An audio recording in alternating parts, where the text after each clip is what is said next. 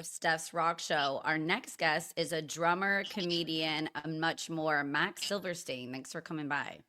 Hey, what's happening? Thanks for having me. I'm glad I found you just scrolling on Instagram on the interwebs, and I like your style. It's very like dry in your face humor, or you'll play a song and just stare longingly and creepy into the camera. And oh, when did you get start in comedy and know you wanted to kind of try that out? I've been doing it like 15 years, started around Wow. 19, 20, and have just been doing it on and off in the open mic scene in Los Angeles. And yeah, just been doing it a long time. And then you're a drummer too. You've got your band, Still Rebel. Have you always been drumming, or is that something that happened later? I started drumming when I was 10, and that was really what I grew up doing. When I was a teenager, when I was in my 20s, I mean, it was really, it was like very heavily my life for like 20 years. I mean, it was all Wow. about rock and stuff. And I still love it. But in the past year or so, haven't been doing as much music and sort of shifted over to doing more stand up comedy sets. And that's what got me into just putting up more videos and leaning into being funny. Yeah. Yeah. No, I like it. It's cool. And it's nice to have a multitudes of talent and different directions you can go into, like I like to dance and do radio. So, but my body's hurting. It's getting old. So I got to sit down and focus on podcasts or radio. And same music when you're drumming, that's a workout, you know? It is. It's like a fun workout, Yeah. you And you know. do the project with your brother. Are you guys really tight? Oh yeah, I mean, we're very tight. We're Yeah. yeah, very That's very cool. Does tight. he do comedy too or no? He is a comedian also. His name That's is Dylan crazy. Silverstein, Dillon, and yeah, I mean, he's been doing comedy and going up the comedy store, and he has a different style than me. He's a little more edgy. I think he's a little more edgy than me, but he's been being really funny and he's doing a good job. I like edgy humor and dark humor, of course, and that's how, gets me by. If people don't know, I mean, your guys' dad is Andrew Dice Clay. That's fucking cool to grow up. Did he influence you guys at all, or you kind of just got bit on the bug, like with the comedy bug on your own? I can't say that it's on my own just because I grew up so close to it, close to him, close to his career. Just stand up comedy was always very right there, you know. Yeah. So when I got a little older, it was very natural to just end up at an open mic, add up, end up writing some material, and just like you just kind of, no, I mean it. I mean, it's the universe, It's naturally within me, but I was really presented with it. You grew up in it. Yeah, And like he's kind yeah. of a New Yorker. How did you guys get to LA? Or did you grow up in LA? I grew up in LA, just born here, and yeah, grew up like West Hollywood, Beverly Hills ish, and but been living in the Valley for the past like 17 years. So I'm a Uh-oh. So Valley you boy. downgraded. You downgraded when No, no, no, just kidding. No, Valley's the it's best. cool. It really is. I don't even really like going to the other side of the hill that much, honestly. It's all about the San Fernando Valley to me. Things have changed. So I was there 2004 to 2014, and like the valley, you didn't go there, and it was you wanted to live in Santa Monica, Mm. Palisades, Hollywood. And I know there's a show now on Bravo called The Valley, and it does look like it's hip and cool. And, obviously things have gotten really crazy since COVID. A lot of my friends left LA because they said it just got overran and everything shut down. So paying all the money to live in the scene wasn't worth it.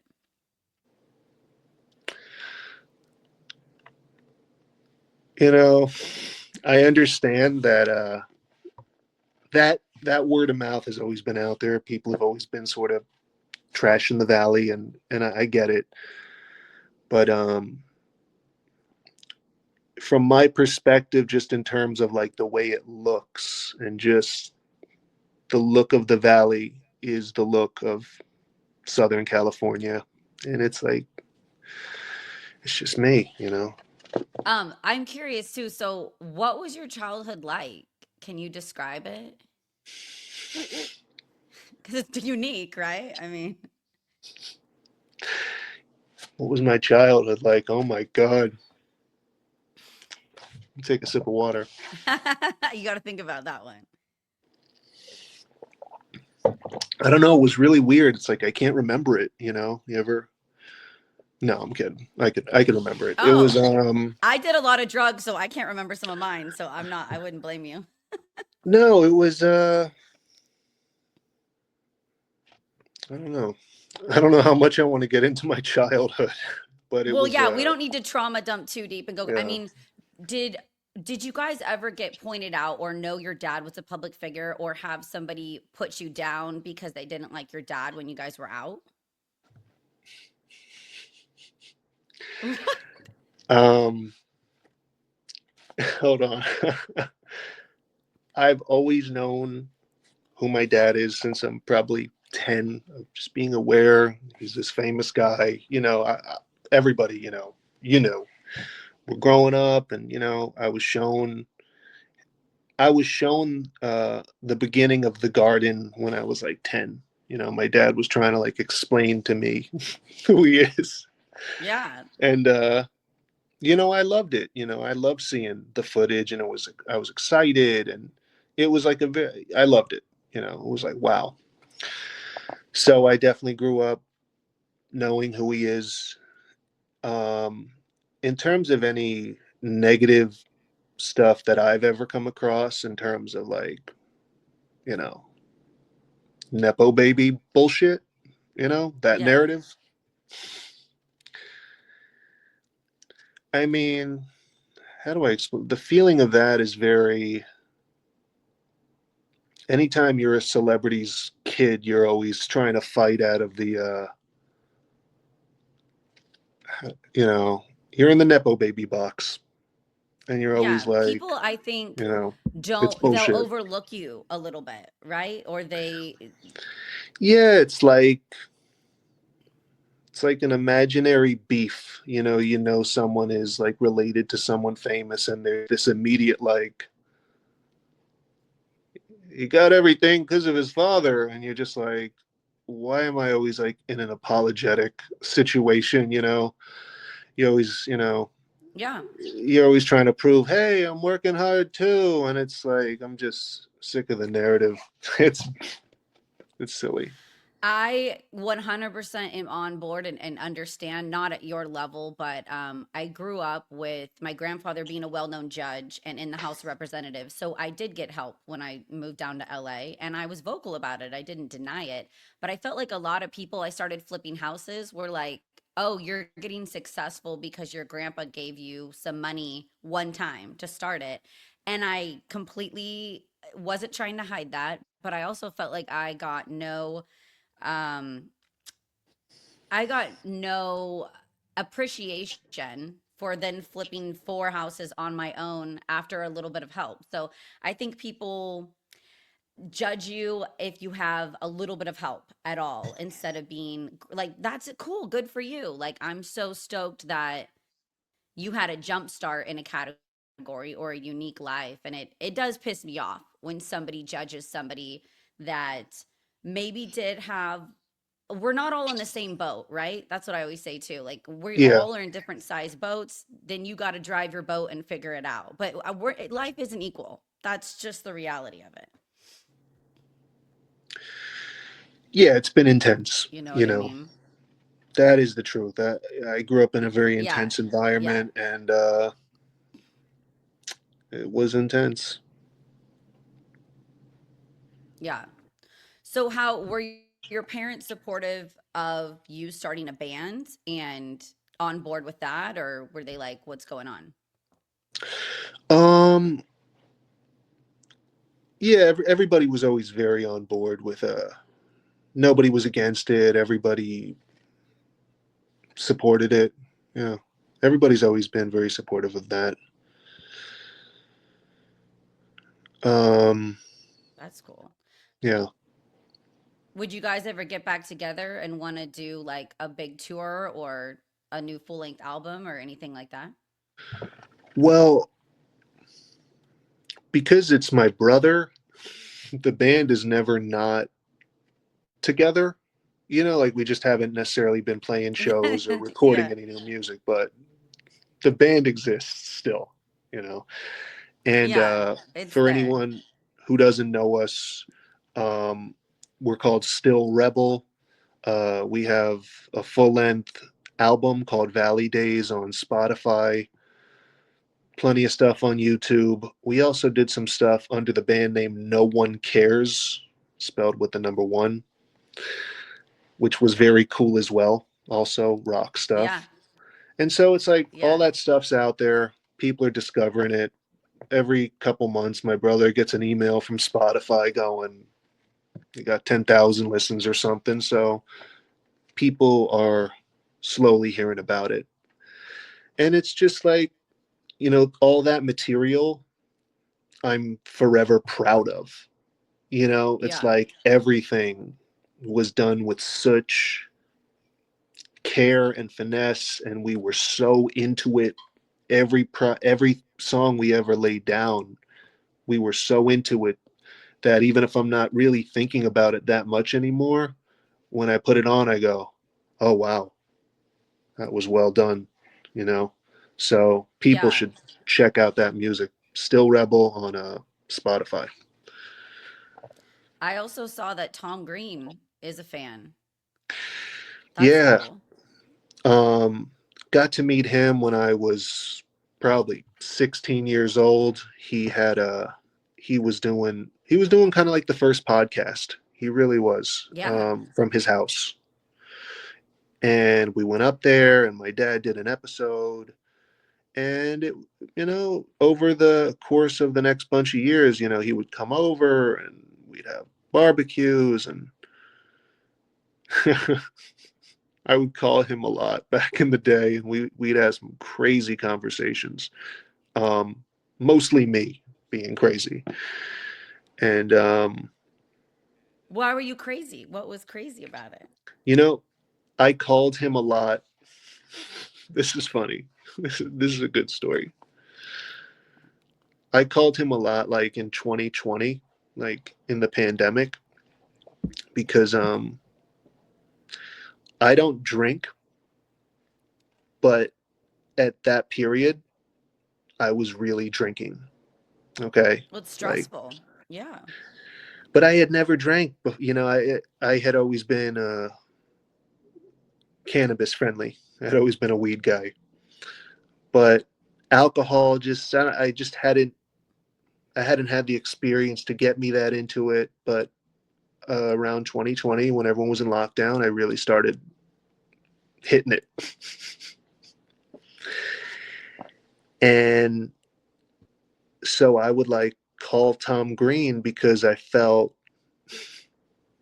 at that weird time I felt like I could almost talk to him about anything because it was Tom Green. It was like it wasn't just a normal Yeah. friend. It wasn't just. It's like it's Tom Green. You could be honest, and very fun times, fun conversations. He like talk you through it, kind of like give you positive feedback or life advice? I remember him telling me a story about he wasn't counseling me or anything like that, but I remember him telling me a story about when he did the movie I don't know if it was Freddy Got Fingered. I don't know. But what was the one where he put the mouse in his mouth? Oh, road trip. He told me about when he put the mouse in his mouth. And he really just explained that the mouse was very calm, and just how like when he did it, the whole crew and cast just freaked out because that wasn't written, you know. Just put the mouse in his mouth, and everyone was like, "Oh, fuck!" That wasn't And a fake mouse. He really put a real no, he mouse in he his really did. mouth. He really did. And That's he had to do it like 20 legit. times because they needed like a million takes. I have my own very short lived. He slid into my MySpace DMs a long time ago. We went on one date. Mm. So that is the extent of our hangout. But he was really nice. He was genuinely weird. Like for me, it wasn't a character. When we hung out, it was only 3 hours. He was very unique. He is he's an icon. Yes, yes. Okay, can we do this or that where I'll give you two options and you have to choose one thing or the other? Sure. Yeah. Okay. Would you choose music or comedy?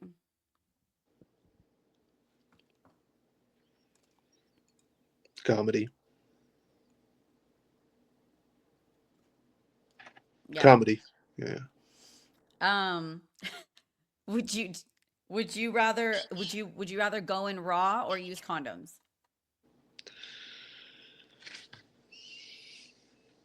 I would do something else. I wouldn't do either. Okay. Okay. New York or LA? I mean, I'm from Los Angeles, LA for sure. Okay. Laugh Factory or Comedy Store? Comedy store. You have to. Yeah. Yeah. Vapes or cigarettes? None. Okay. Do you are you California sober though at all or Yeah, I mean, yeah. that's it though? Yeah, just weed, you know. Edibles, Yeah. smoking weed, but I don't like to use paper, you know. Yeah. I love joints. I love a blunt or a joint I mean, on a special occasion, I could enjoy a blunt wrap. or cigars. Have you tried Zins? Hell no. Hell no. I Chewing love tobacco? No. them. No, thank you. It's so bad for you, but it like perks you up. It wakes you right up. Oh my God. Yeah, like yeah, that really made a comeback, the chewing tobacco. It made it People hit. are yeah. Is there a lot of bitches at the comedy store? Like, do you get a lot of girls there? Um Honestly, no. And not at the comedy store. Just not really. I don't know. For me, it's just not necessarily a setup where I'm particularly comfortable. Everybody's really just kind of people are sitting and watching a show or in a hallway. I mean, it's just not my ideal pickup zone Yeah. for me, Because I you just feel like know. when the bands play at the Viper Room and the Rainbow, it's kind of like a hot pickup zone. But I don't think comedians have it as easy. I feel like I'm better in like a coffee shop, you know. Like Yeah. I could Would probably, you, though, go up in person?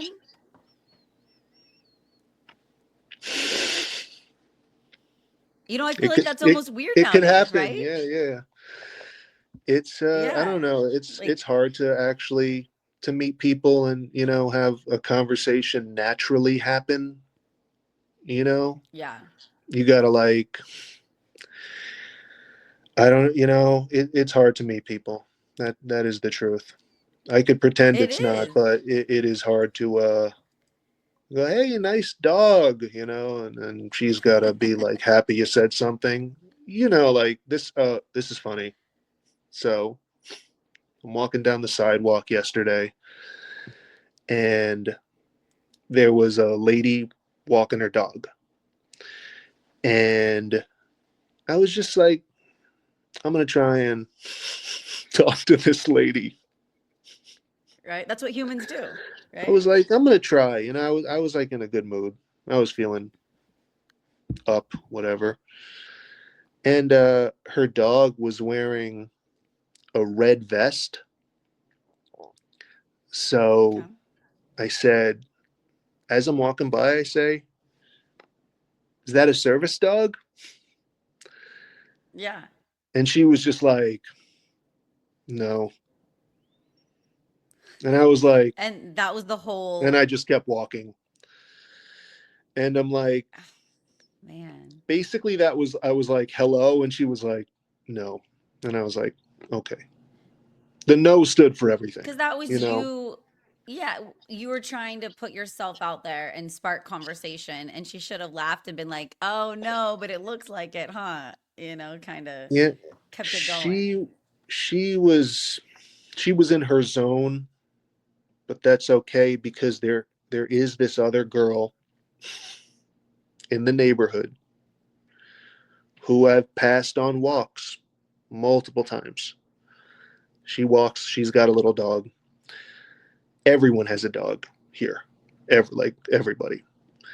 Yeah, But this girl has like smiled at me multiple times, and I've smiled at her multiple times, and I've said hello and she said hello. Like there's been a lot of hellos and smiles and shit. And it's kind of at the point where I'm like, I have to fucking say something. Everybody knows yeah. we both like each other. I'm just afraid to take the next step or whatever. And That's so common though. It's so normal, You need to be Joe from the show You and just put a baseball cap on and follow her everywhere, and stalk her and then talk to her. she was with a friend last time, so I didn't say anything because it wasn't right. I'm waiting for a I'm perfect so moment. straightforward. I What scare what should guys, I I think, say? because if What should I say to her? I'm gonna say, so if I like someone, I'm just like, hey, do you want to have beers in my house? And I just Oh ask my them to come to god. my house and drink. Yeah. Or I'll just be like, do you want to have sex? Guess what? So my crush, I emailed, I'm not even kidding you. He goes to the Comedy Store a lot. And I said, hey, can I peg you? And that's Oh how we my. started talking. So don't ask me for advice. I don't have game. There is just it just is gonna fucking happen, maybe. You know what? That's a good way to be. It's a good way. Why waste time? Why beat around the bush? You know? Beers in my house is really funny. Like that's just a funny thing to ask somebody. Well, and you don't even drink though. So like, or do you want to just come watch TV? I'd be like, do you want to sit on my couch and I'll pretend to listen to what you're saying and I can put my hand on your thigh? That's like what I would ask maybe. Yeah, it's like, yeah, it's, yeah. I don't like I'm just too blunt. But okay, back to this or that. Would you rather go to the ocean or mountains?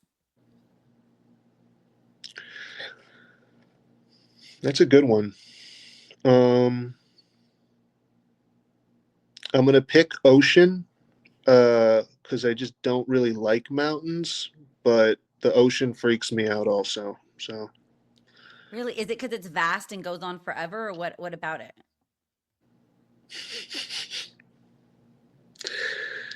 I don't know, just like the thought of like tsunamis and all that, but it's never happening, God forbid.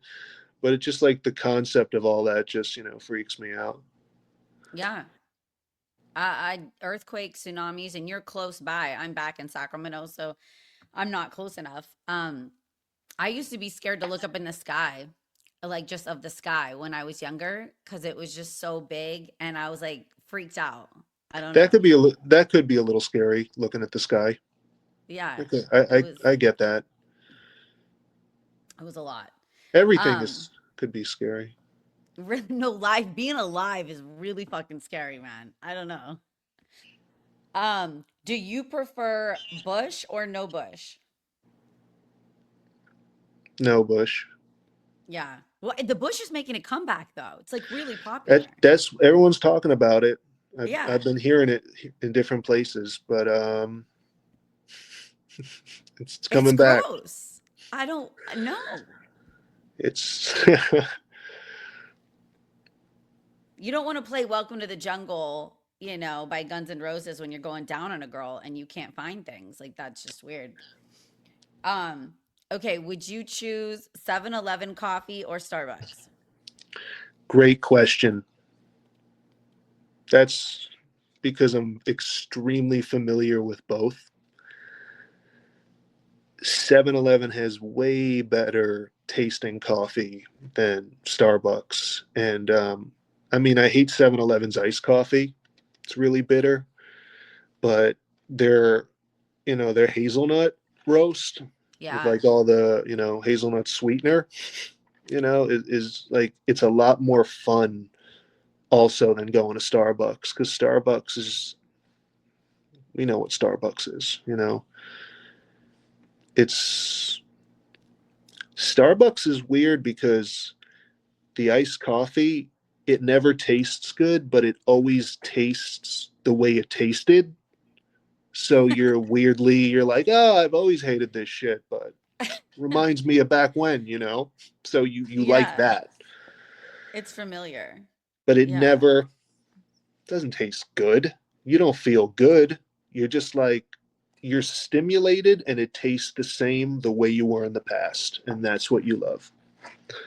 When I stalked you, I saw the 7-Eleven video and I was like, I love 7-Eleven coffee. And you're probably going to have an interaction with a homeless guy outside of it. It's a much more adventurous coffee.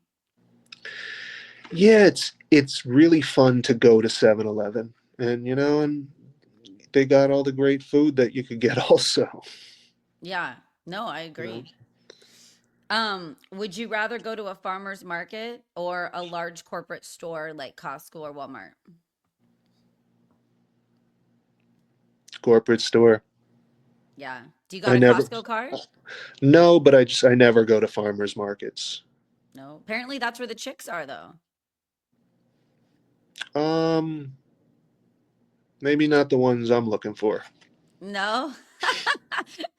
I know. I like to go where guys are like depressed and weird and creepy, probably a little bit poor, maybe live with their mom still. Like that's my vibe. Your vibe is still lives with their mom. Yeah, like they're not working, they're trying to figure it out. That's a great vibe. Yeah, yeah. I saw you do a post too, and I really related to it about something about being cut off. And Yeah, yeah. that happened to me. Like I'd gone to college, right? So of course I got supported while I was going to college because I was working on my degree and I graduated and all of a sudden I'm like cut off. And I used to not know where my credit card bill went. It just disappeared. I thought a fairy paid it. And then all of a sudden I'm on my own and I'm like, fuck, this sucks. This is shitty. It's not a good thing. Yeah, I mean, yeah, I'm in a stage of learning in Of life. growth. Yeah. And yeah, it's just been in a new time and shit's been new, but, but I'm good. There's always OnlyFans. You can always join that. You know, in today's world, even as a guy, you could definitely think of that, and that has crossed through my mind, but I'm not doing I'm not doing it. But I mean, but you're like, hey, you could do that, but I'm like, I couldn't do it. I Nothing can't I wrong can't with it. show I my just can't butthole do for it. money. Yeah, me too. I love girls that do it. I support them. I just don't think I could ever go down that route completely. You, what I always think about with that is that you have to really not give a fuck. Yeah. Like you really have to, like, not say you don't give a fuck. You gotta just, you don't care, and then you go about your day and you're eating breakfast and you're walking your dog and you don't give a fuck what's online. Like, but I know I would put something up, and 5 minutes later, I'd go, oh, fuck, I got to get that shit down. I'm having a panic attack, That your dick's on the internet. Yeah, I'm like, I wouldn't be able to focus on anything else. I wouldn't be Yeah. able to like have a day. I'd be like, oh, fuck. I just Yeah, it's fucked weird. myself. There's such a difference for me too because I can vocalize how wild I've been in my 20s in the past and talk about something, but for some reason if I had like my naked body up, for me that's just so I don't like more vulnerable than just words. It's it's a lot to mentally handle. And if Yeah. you don't give a fuck, that's a talent. That's, hey, we all love porn. We're just, Yeah. we just don't want to make any. Right, I'm a consumer, but I'm not gonna make it. But I will say though I've interviewed a lot of porn stars in radio back in the day, and unfortunately, two of them have killed themselves. There is a lot of people that say they're strong, and then I think it's harder on their psyche than they realized later on. Yeah, like the only, yeah, it's a rough thing. It's easier to tell a joke that doesn't land than to show your butthole and not get a 3.99 subscriber. Yeah. Okay, I have one more this or that. And it's would you choose between Weird Al or Andy Milonakis? In terms of like who I'm a fan of, Yeah, I guess who you're a fan of, want to hang out with, whatevs. um,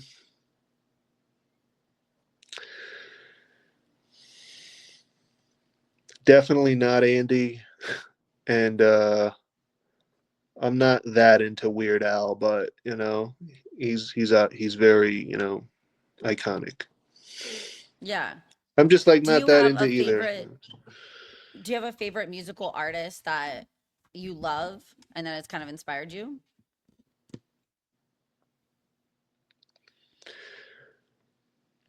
My favorite music, like, yes, I grew up very into rock and into, like growing up, it was all about Guns N' Roses and Led Zeppelin and, just like really, the whole rock thing. But now I'm all about 60s music, Oh, like okay. Laurel Canyon, folk electric, just that whole mid 60s to early 70s. Um, who am I thinking? Buffalo Springfield, the Yardbird, just all that 60s stuff. Oh, You know, Yardbirds. And I'm a big Clapton Eight fan. Miles High, whoever did that song, and I just love all that real mamas and papas. It's like my favorite music. Um, I know a lot of controversy went on with that group, but those Yeah. songs are really, you know, I love that sound, that classic vinyl. I can separate the art from the artist though fairly well. What about comedy? Do you have a comedian that, outside of someone you're related to, maybe that you've looked up to and been like, oh yeah, that style I vibe with? Absolutely. Love John Mulaney. Yeah. John Mulaney's really, I mean, I'd say he's the best, if we're talking contemporary. I mean, every special this guy's done, I've watched and I've loved. And I love Mulaney. And then I do love Jerry Seinfeld. His most recent special, 23 Hours to Kill, phenomenal. I mean, and you could kind of see how Mulaney and Seinfeld are kind of related, and like they're not the same, but it's like a certain kind of observational. I don't know, but Yeah. yeah, I love those guys. No, those guys are great. Well, thank you, Max, so much for taking time out of your day and coming by my show. Absolutely. Thank you once again for having me, and hope to stay in touch. You know, you're a Yeah. cool new internet friend I've made, Yeah, same. and yeah, I'm gonna keep posting, and I'll and like that's it. that's that. I saw Yeah, your thing of people just scroll by and don't like shit, and I'm like, I hate that. If I see it, I'm like, oh, I like that. Keep doing shit, you know? And I don't know why people don't give out likes nowadays. It's weird. you gotta support. Yeah. Yeah. Well, okay, if I'm visiting LA and you're doing stand up, I'll come by and check it out. It's a plan. Sweet. All right.